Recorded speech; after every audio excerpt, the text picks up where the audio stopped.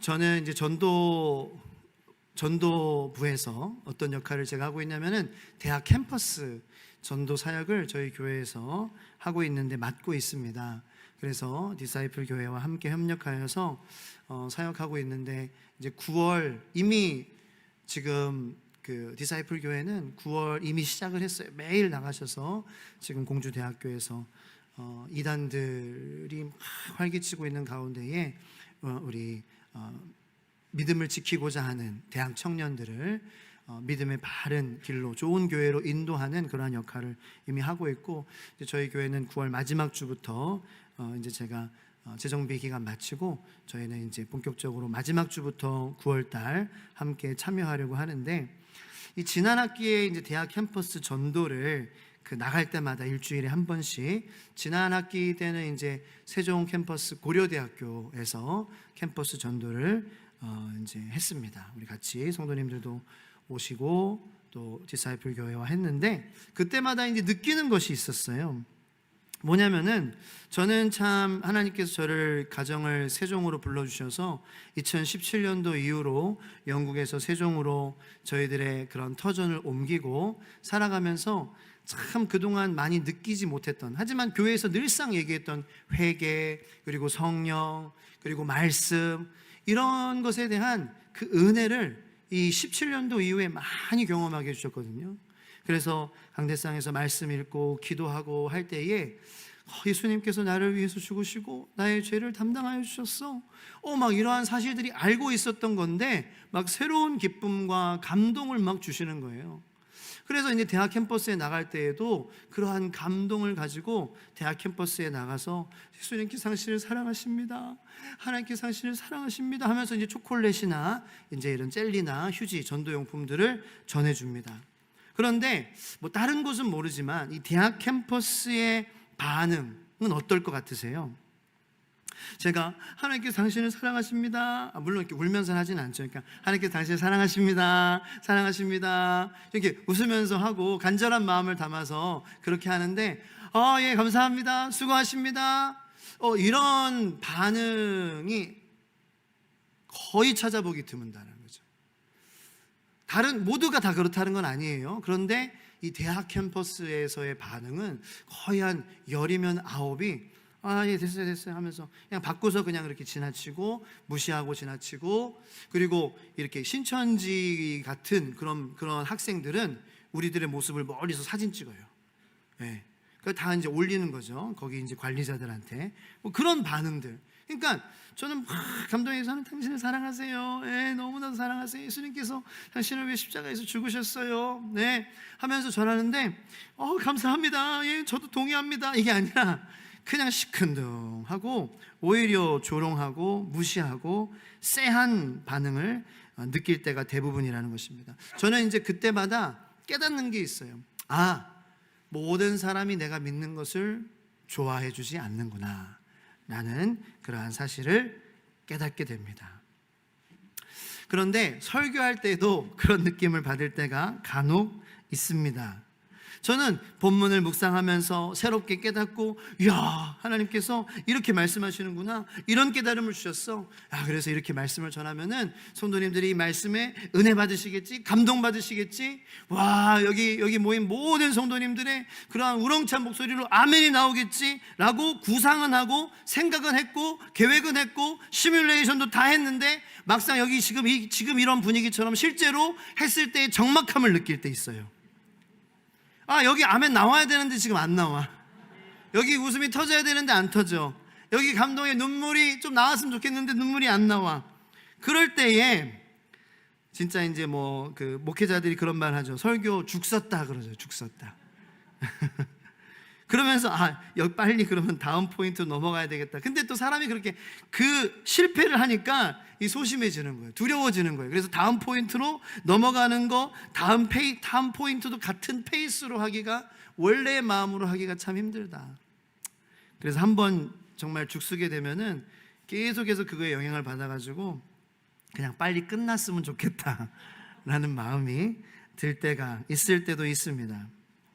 물론 은혜 받아주시고 함께 또 하나님께 반응하는 여러분들이 계시죠. 여러분들도 세상에서 살아갈 때 여러분들이 믿는 것, 여러분들이 하나님 앞에서 지키고 즐겁고 좋고 감동이고 그런 어떤 중요하다고 생각하는 것, 그러한 것들에 대해서 사람들이 부정적인 반응을 보여줄 때가 있을 거라는 거예요. 뭐 예를 들어서 뭐 밥 먹기 전에 기도 안 하면은 뭐 지옥 가는 것은 아닙니다. 그죠? 그런데 밥 먹기 전에 우리가 하나님 앞에 감사하는 것, 그것은 성도의 기본적인 음식을 대하는 자세입니다.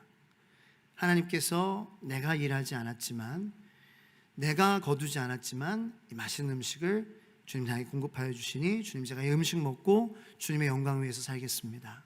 주님 감사합니다. 먹을 수 있게, 씹을 수 있게, 맛볼 수 있게 해주신 거 감사합니다. 거기서 수많은 이 마음의 고백과 감동과 울림과 생각과 고백이 진짜 밥 앞에 두고 나올 수도 있는 거거든요.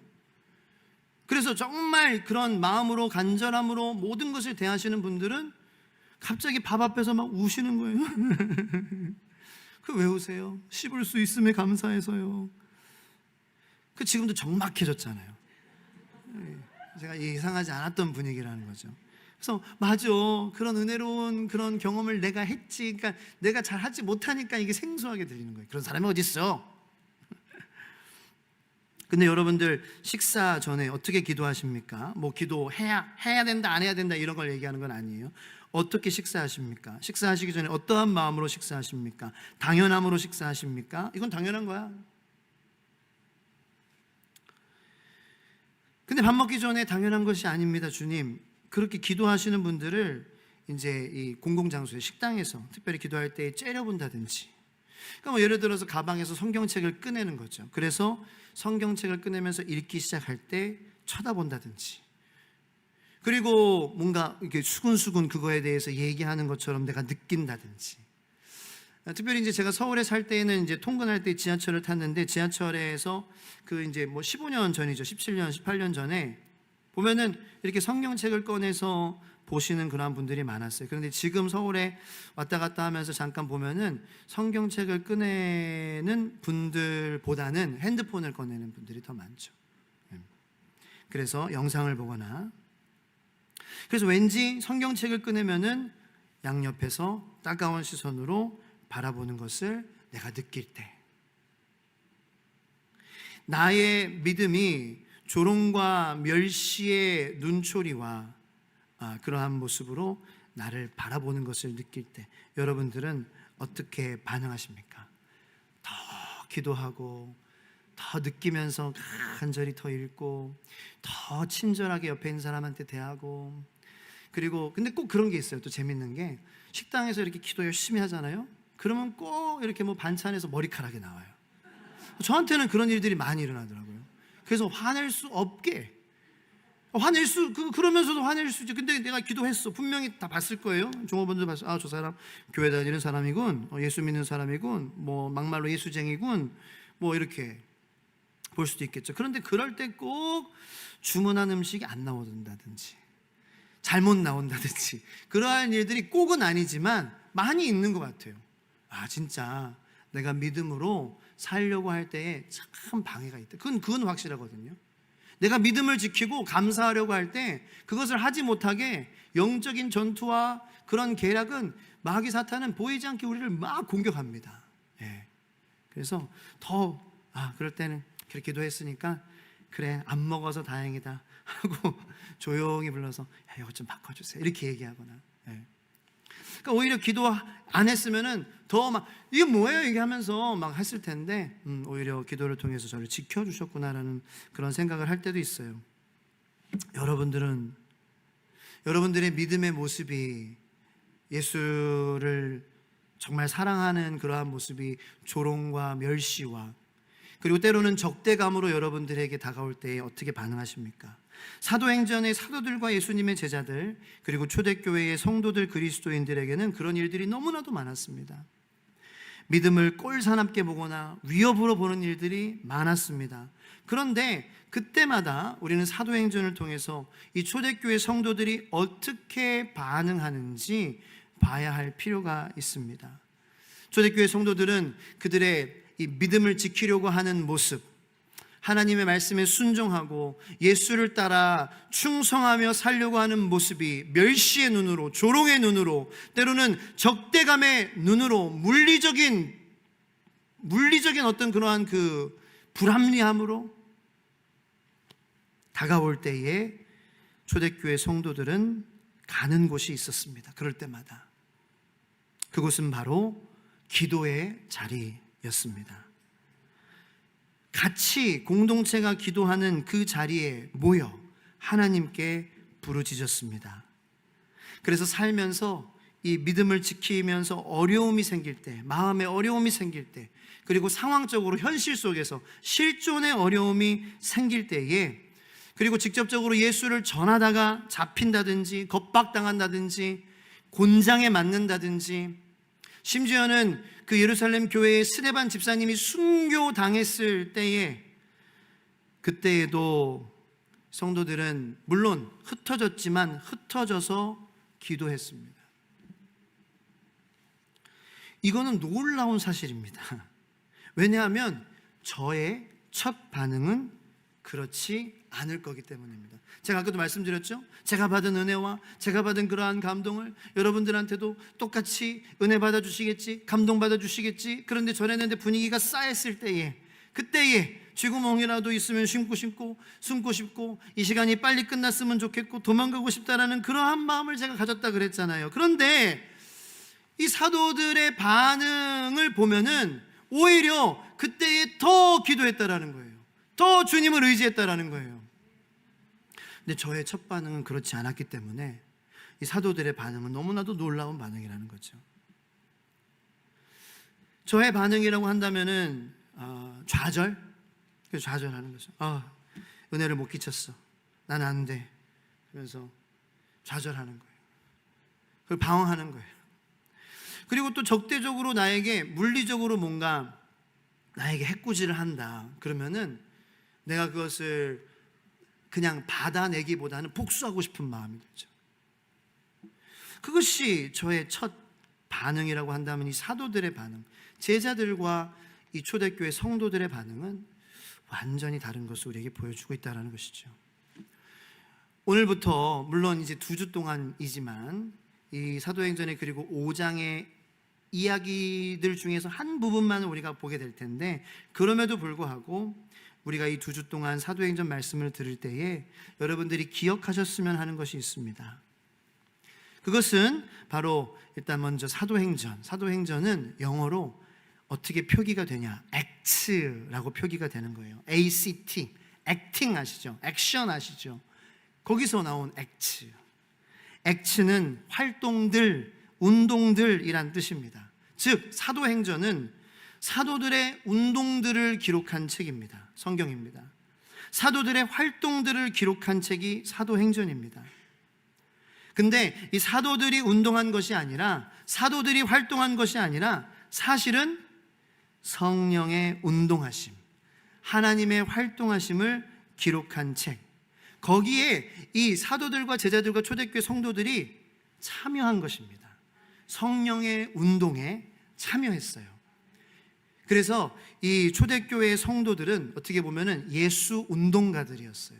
성령 운동가였습니다. 그러니까 독립운동가와 같이 독립에 참여한 사람, 독립활동에, 독립운동에 참여한 사람을 독립운동가라 그러잖아요. 성령님의 운동하심, 하나님의 역사하심에 참여한 사람들이 바로 이 초대교회 시대를 산 성도들, 사도행전에 기록된 이 하나님의 자녀들, 초대교회 성도들, 제자들, 사도들이었다라는 것입니다. 우리는 이 성령의 운동에 사도들이 어떻게 참여하게 되었는지를 볼 필요가 있습니다. 잠깐 한번 보겠습니다. 사도행전 1장 4절 말씀을 화면으로 같이 한번 읽어보도록 하겠습니다.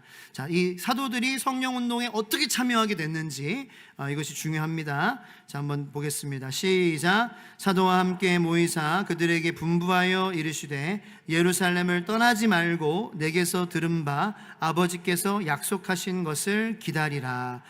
이게 이제 성령의 운동이 시작하기 전에, 사도들이 그 성령의 운동에 참여하기 전에 주님께서 사도들에게 주신 말씀이었어요. 사도들이 운동에 참여하기 전에 주신 말씀이에요. 자, 14절도 1장 14절도 사도들이 성령의 운동에 참여하기 전에 또 주신 말씀입니다. 모습입니다. 시작. 여자들과 예수의 어머니 마리아와 예수의 아우들과 더불어 마음을 같이하여 오로지 기도에 힘쓰더라. 아멘. 자, 사도들과 제자들이 성령님께서 운동하시고, 성령님께서 계속 운동하시죠. 하나님께서 계속 역사하시죠. 창조 이후 그 전부터 하나님께서는 스스로 존재하시고 계속해서 살아계신 분이시기 때문에 계속해서 활동하고 계시죠. 그런데 이제 이 성령의 시대가 뭐냐면은 사도들이, 믿는 그리스도인들이 그 성령의 운동에 같이 동참하기 시작한 시대에 우리는 살고 있다는 거예요. 할렐루야. 그러므로 성령의 활동에 동참하는 예수 운동가들이 되기를 축원합니다. 우리가 성령 운동가들이 되기를 축원합니다. 자, 그 시작은 어떻게 됐냐? 세 가지로 정리했습니다. 첫 번째, 예수님의 말씀에 사도들은 순종했어요. 아까 읽은 4절 말씀에 예수님께서 분부하시고 이르셨죠. 예루살렘을 떠나지 말아라. 아버지께서 약속하신 것을 기다려라. 사도들과 제자들은 물론 마음이 연약해져 있었어요. 예수님의 부활하심을 보고도 베드로는 갈릴리로 떠나가서 고기를 잡았잖아요. 그만큼 마음이 위축되어 있었어요. 그럼에도 불구하고 예수님께서 순종할 수 있도록 도와주신 거죠. 그래서 예수님의 말씀에 이 연약한 사도들이 다 각기 진짜 양들이 자기 길을 찾아 떠난 것처럼 예수님을 두고 다 떠나버렸잖아요. 그럼에도 불구하고 순종하게 도와주시는 예수님으로 말미암아 예수님의 말씀에 순종하기 시작했어요. 분부대로 떠나지 않고 예루살렘에서. 자, 뭐 했습니까? 두 번째, 마음을 같이 하기 시작했습니다.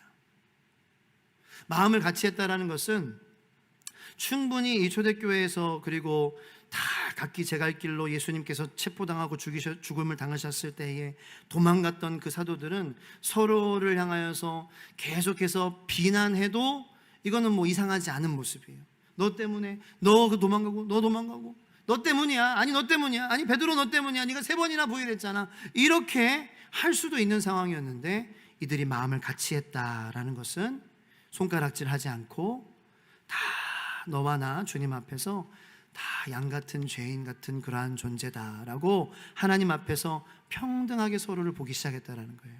그게 마음을 같이 한 거예요. 한 마음이 되었어요. 하나님께서는 우리 죄인을 사랑하시고 그리고 그런 우리들도 포기하지 않으셨어. 세 번째, 기도에 힘썼습니다. 조금 전에 읽은 14절 말씀과 같이 여자들과 예수의 어머니 마리아와 예수의 아우들과 더불어 마음을 같이하여 오로지 기도에 힘쓰더라. 그렇습니다. 이 성령의 운동, 하나님의 활동하심에 우리가 동참하지 않고서는 부활하신 예수님을 우리가 눈으로 직접 본다고 할지라도 담대한 믿음을 갖고 살기가 어렵습니다. 요한복음 21장 3절로 4절 말씀입니다. 다 같이 읽겠습니다. 이게 이제 사도행전 전에, 성령의 운동 시작하기 전에 예수님이 부활하시고 나서 부활하신 예수님을 본 베드로의 모습이에요. 자, 읽겠습니다. 시작. 시몬 베드로가 나는 물고기 잡으러 가노라 하니 그들이 우리도 함께 가겠다 하고 나가서 배에 올랐으나 그날 밤에 아무것도 잡지 못하였더니 날이 새어갈 때에 예수께서 바닷가에 서셨으나 제자들이 예수이신 줄 알지 못하는지라. 아멘. 이 3절 4절에 정말로 많은 것들이 담겨져 있어요, 여러분. 지금 시몬 베드로는 예수님께서 십자가에서 죽으시고 부활하신 것을 경험했어요. 눈으로 봤어요. 손으로 만져봤어요. 근데 그럼에도 불구하고 예수를 위해 살겠습니다, 담대하게 주님을 위해 죽겠습니다, 그렇게 말합니까? 아니요. 뭐라고 말했다고요? 나는 물고기 잡으러 갈게. 예수님 만나기 전에 삶으로 돌아가는 거예요. 그러니까 그들이 같이 그 갈릴리 어촌 출신인 제자들도 그래 우리도 가자. 근데 놀라운 사실이 예수님이 부활하신 걸 봤음에도 불구하고. 근데 여러분 예수님 부활하신 거 보셨어요? 그러니까 이 시대의 성도들은 얼마나 믿음을 지키기 힘들겠냐라는 거예요. 그래서 하나님의 활동에 우리가 동참하지 않으면 안 된다라는 거예요. 성령의 운동가가 예수의 운동가가 되어서 복음에 참여하는 자가 되지 않으면요, 주님의 부활을 눈으로 손으로 맛보고도 나는 물고기 잡으러 갈게, 나는 나대로 살게, 나는 다시 옛날로 돌아갈게. 예수님께서 눈 시퍼렇게 뜨고 살아계시고 부활하셨음에도 불구하고 여전히 무기력한 삶으로 돌아가는 이 베드로의 모습을 우리는 본다라는 거죠. 그래서 우리가 담대한 믿음을 가질 수 있는 유일한 길은 성령 운동가가 되는 거예요. 성령의 운동하심에 참여하시는 저와 여러분들 되기를 바랍니다. 보세요. 4절에 다시 아까 말씀 보여주실래요? 부활을 눈으로 봤어. 그리고 심지어는 또다시 예수님이 찾아오셨어. 그런데 그 예수님도 못 알아보는 거죠. 이게 지금 우리의 가정의 모습은 아닐까. 돌아보야 될 것입니다. 예수님께서 서 계신데 못 보는 거예요. 하나님이신데 보지 못하는 거예요. 예수님이 하나님이신 것을 못 보는 거예요. 예수님이 나를 지켜주시고 계시다라는 것을 못 보는 거예요. 예수님 때문에 내가 하나님의 자녀 된 것을 못 보는 거예요. 예수님 때문에 내가 먹고 살고 있다라는 것을, 하나님의 자녀 됐다라는 것을 보지 못하는 거예요. 예수가 누구인지를 알지 못하는 그러한 불행한 인생이 아닌, 예수님께서 우리와 함께 서 계시고 지키시고 영광 받으시옵소서, 주님만 높임 받으시옵소서 고백하는 삶이 되기를 축원합니다. 성령의 운동에 참여하지 않으면 결국 이 제자들이라는 사람들도 하나님의 언약이 예수 그리스도를 통하여서, 십자가를 통하여서, 부활을 통하여서 분명히 예수님의 하나님의 말씀이 성취된 것을 눈으로 분명히 손으로 만질 수 있었음에도 불구하고 이 제자들의 삶은 실존의 삶에서 하나님의 영향력을 전혀 느끼지 못하는 무기력한 삶을 살고 있다는 거죠. 그리고 나서 사도들의 행적들이 기록된, 사도들이 어떻게 성령의 운동에 동참하기 시작했나라는 것이 기록된 사도행전이 시작되는 것입니다. 그렇게 제자들은 첫 번째 예수님의 말씀에 순종하고, 두 번째 공동체가 마음을 같이 하고, 세 번째 기도에 힘쓰므로 성령의 운동하심에 동참하게 되었습니다. 그랬더니 마가의 다락방 오순절 성령님께서 호연히 임하셔서 그들의 마음 가운데 충만하게 임재하여 주셨는데, 성령을 부어주시기 시작하시는데, 그제서야 제자들은 실존 현실에서 살아계신 예수 그리스도의 능력을 경험하게 되었습니다. 아, 하나님은 나의 실존 현실에서 나와 함께 하시는구나 라는 강한 믿음을 갖게 되었습니다. 베드로는 그러므로 말미암아 3,000명이라는 사람들 앞에, 3,000명 더 되는 사람들이죠, 수많은 사람들 앞에 담대하게 부인했던, 3번 부인했던 그러한 모습에서 이제는 공공연하게 예수 그리스도의 복음을 전하며 설교했고, 그 설교에 3,000명이 회심하는 놀라운 역사가 일어나게 되었습니다. 그리고 베드로와 요한은 또 어디 갔습니까? 이거는 자기가 한 게 아니잖아요. 성령의 운동에 그냥 동참한 것뿐이에요.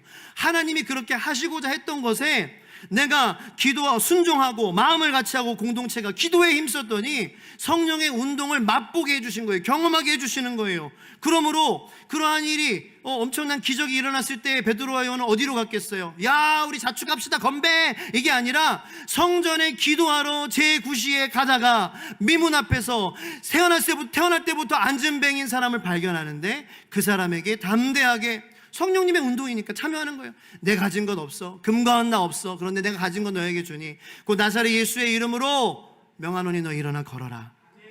그 기적으로 또 난리가 난 거예요. 그 수많은 사람들이 예수님께서 운동하시는구나, 살아서 역사하시는구나, 성령님께서 역사하시는구나. 그래서 또 예루살렘 교회가 막 부흥하게 됩니다. 성령의 운동에 동참하는 거예요. 그런데 성령의 운동이 일어날 때 그렇게 3,000명이 회심하고 기적이 일어나는 것만 있을까요? 아니요. 제사장들과 바리새인들, 사두개인들은 이 예수 운동이 점점 일어나는 것에 대해서 불안해했어요. 그 사도행전을 1장, 2장, 3장, 4장, 5장, 6장, 7장 보시면은 이 사두개인들, 바리새인들, 사내들인 공회가 이 예수 운동이 일어나는 것에 대해서 굉장히 불안해하고 위협으로 느꼈다라는 것을 알게 돼요. 오늘 본문 말씀 이전에 이미 베드로와 요한은 사내들인 공회에 한번 불려갑니다. 불려가서 야, 너 예수 어쩌고 저쩌고 하면은 너 국물도 없을 줄 알아, 너 큰일 날 줄 알아. 예수 그리스도를 재판에 붙였던 사람들에게 불려서 간 거예요. 자, 그러니까 성령의 운동을 할 때에는 우리가 인간의 눈에 보기 좋은 것만 일어나는 건 아니에요. 성령의 운동 가운데서는 반대의 세력, 조롱의 세력, 멸시의 세력, 적대하는 세력, 우리의 믿음을 파괴하려는 세력이 분명히 나타나요. 그것도 그런데 성령의 운동의 일부분이에요. 할렐루야. 그것이 하나님의 활동과 하나님의 전지전능하심 가운데 일어나는 부분이에요. 사도들이 옥에 잡혔죠. 갇혔죠. 그래도 하나님은 살아계세요.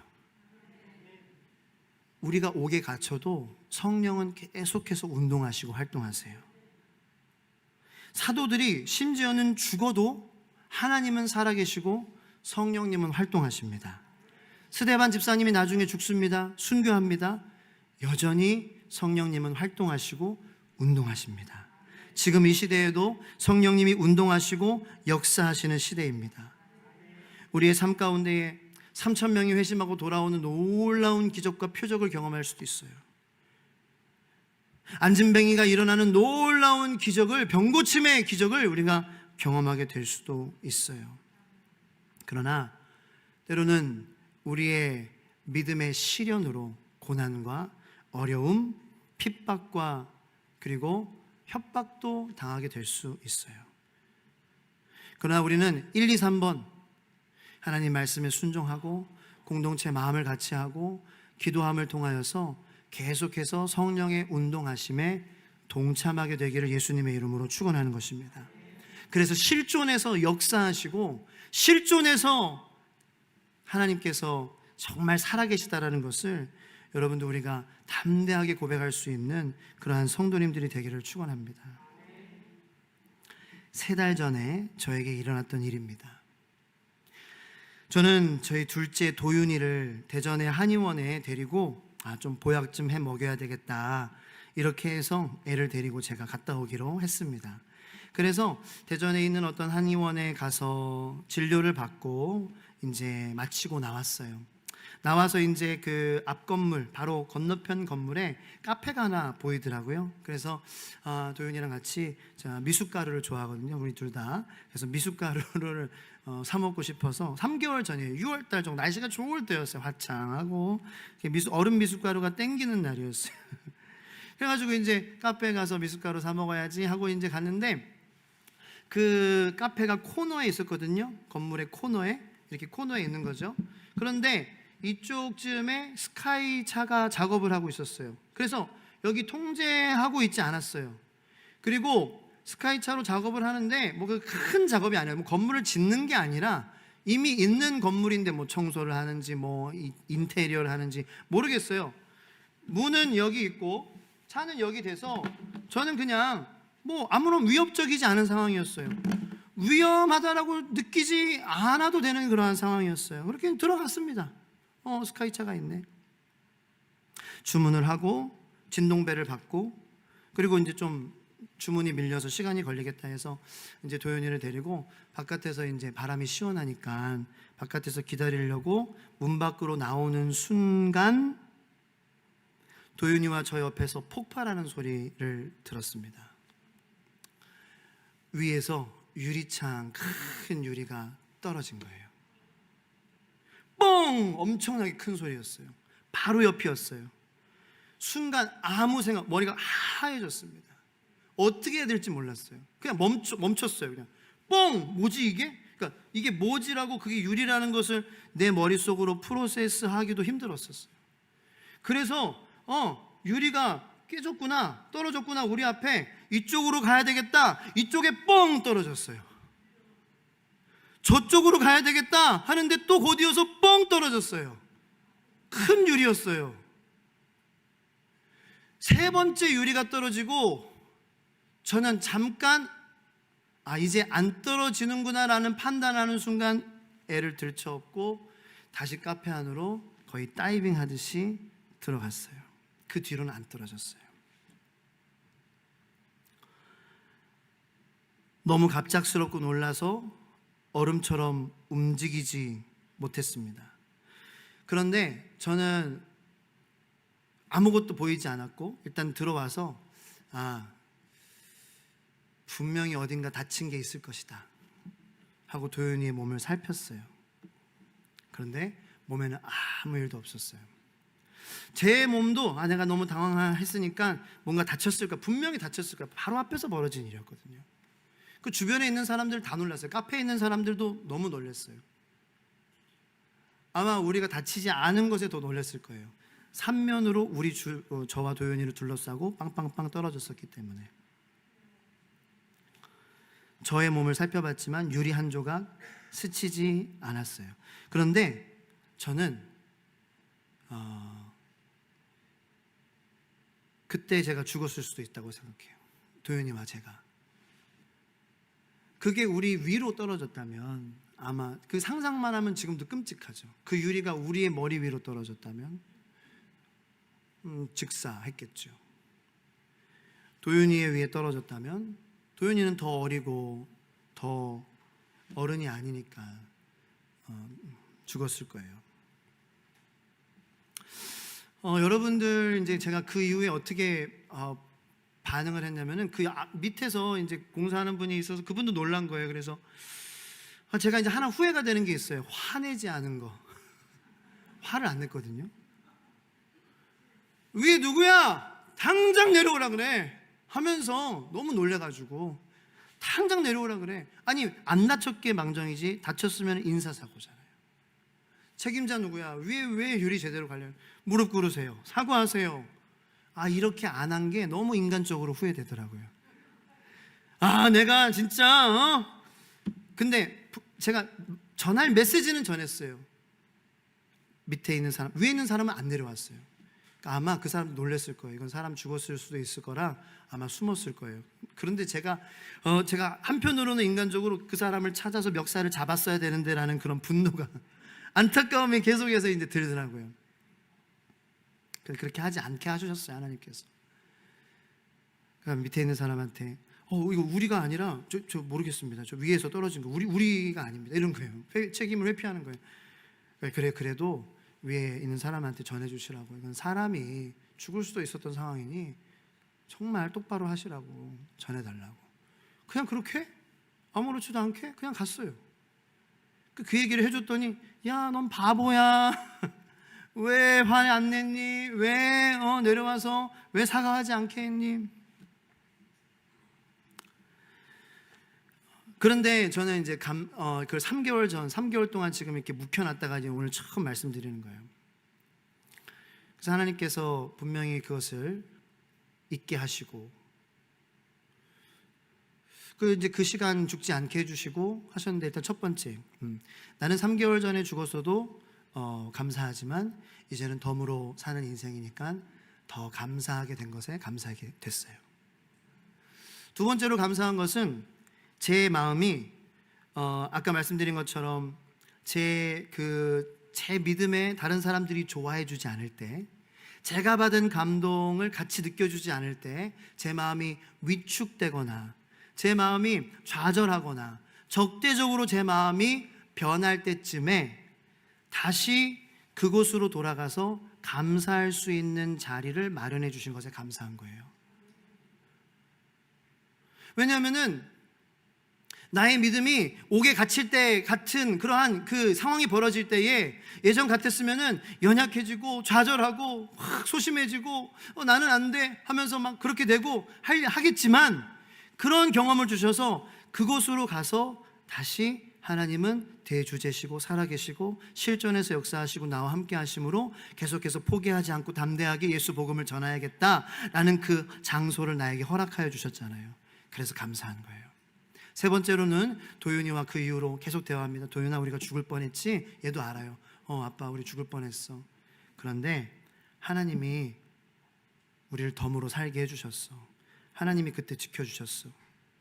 그러니까 우리 하나님한테 잘하자. 이런 얘기를 해줄 수 있는 그것을 하나님께서 주신 것에 감사한 거예요. 그래서 오히려 인간적으로 화 실컷 내고 손해배상 청구하고 심리적으로 그것 때문에 쇼크 받아가지고 뭐 그렇게 안 하시겠죠. 뭐 저와 여러분들 그렇게 하면 안 되겠지만, 안 하겠지만, 그렇게 하지 않은 게 정말 잘했다. 그것을 마음에 두고 묵히고 생각하고 곱씹어보고, 그래서 나를 다시 실존의 하나님을 고백할 수 있는 그 자리를 마련해 주신 거구나 라는 마음으로 그 사건을 허락해 주신 것을 감사한 거예요. 그 저는 3개월 전에 죽었어도 아무 말 할 수 없는 사람인 거예요.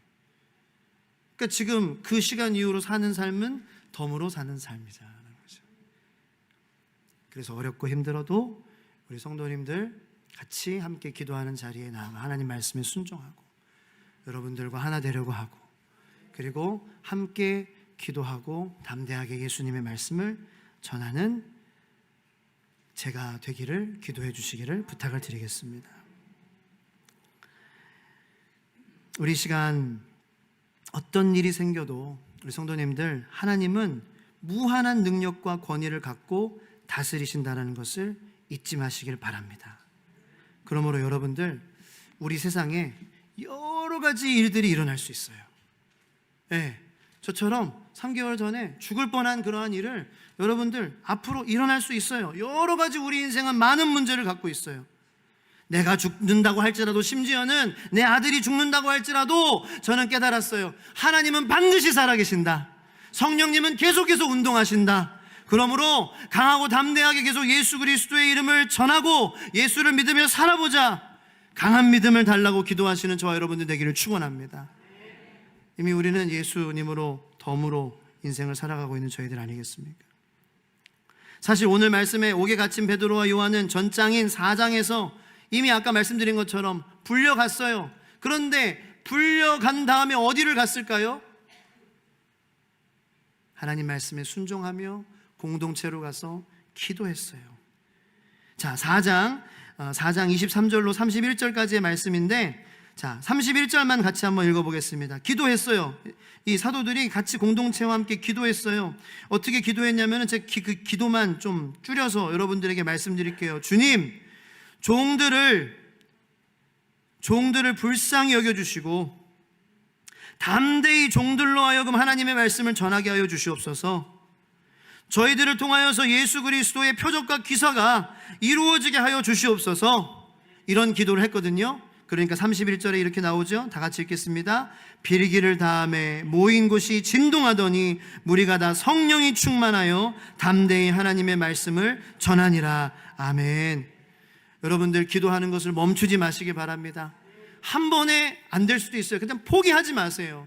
말씀에 순종하고 공동체와 하나 되고 또 기도할 때에 실존에서 역사하시고 다스리시는 대주제 하나님의 권능을 여러분들 경험하게 되실 줄로 믿습니다. 진동을 느끼게 되실 줄로 믿습니다.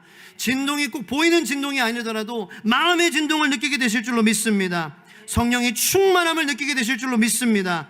담대히 하나님의 말씀을 전하는 강한 믿음, 그 믿음을 달라고 이 시간 찬양하며 나아가기를 원합니다. 찬송가 620장 함께 찬양하겠습니다.